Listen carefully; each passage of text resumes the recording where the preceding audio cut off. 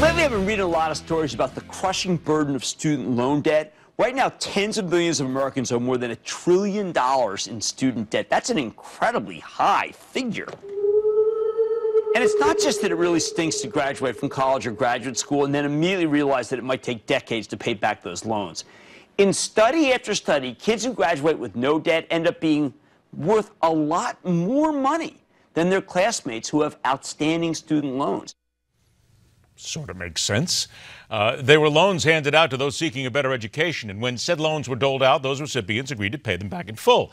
But now President Obama wants to lessen the burden on the student loan community, which seems like a wonderful idea until one realizes the billions of dollars this will cost each and every taxpayer within the sound of my voice. So is there any way out of this mess that won't further damage the national economy? All right, our guest is the founder of StudentLoanJustice.org, a grassroots citizens organization dedicated to returning standard consumer protection to student loans. What a shock. Alan Collinge joins us today. Alan, thank you so much for being here. Good to be with you.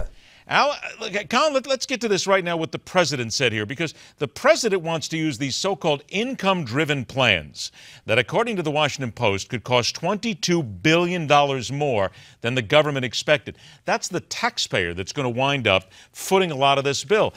It's not even a matter of how we got here, because I think we know that. How do we get out of this?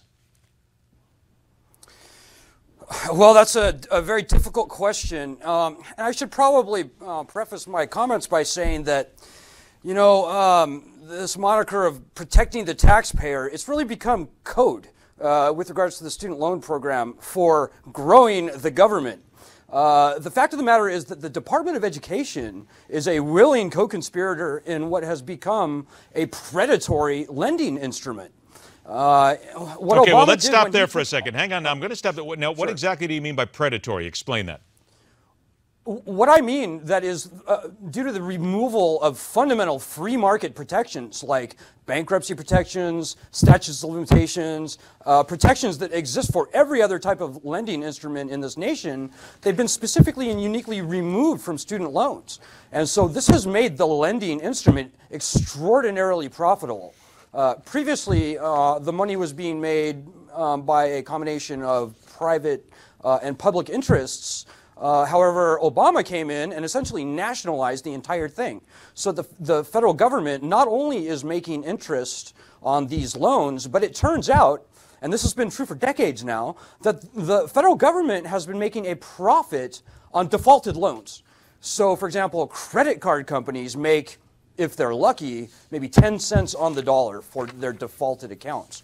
Well, the federal government, due to the removal of these protections that I mentioned earlier, federal government makes about 20%, if not more, on these loans, and probably makes, even, in fact, certainly makes even more under the new direct program, where they essentially cut out the for-profit lenders out of the program. So this entire national debate, quite frankly, has been badly misinformed. All right, then let's go ahead and see if we can put some proper information in here then. Is it your standing then that when we talk about $1.4 trillion at this point, which is the student loan, and we talk about that affecting the taxpayer, we're not getting it right? No, you're not. Okay. The way the taxpayer is affected is by the removal of these protections essentially enables a massively unchecked inflationary market. When you remove bankruptcy protections from a lending instrument, the lender, in this case the federal government, becomes more than willing to pile as much money on the backs of the borrower for whatever commodity is being purchased, in this case, higher education.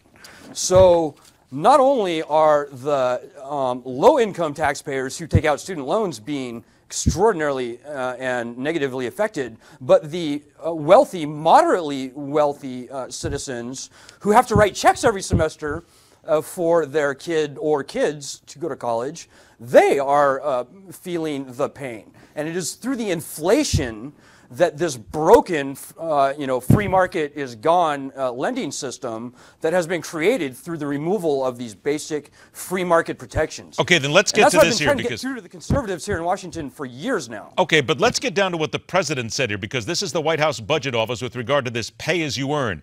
Says it will ultimately serve taxpayers well by helping students avoid default, ensuring students are able to responsibly manage their debt as they repay their student loans, strengthen the economy. You're shaking your head here. Now, this is the White House saying this, so basically the White House is throwing a snow job at us too.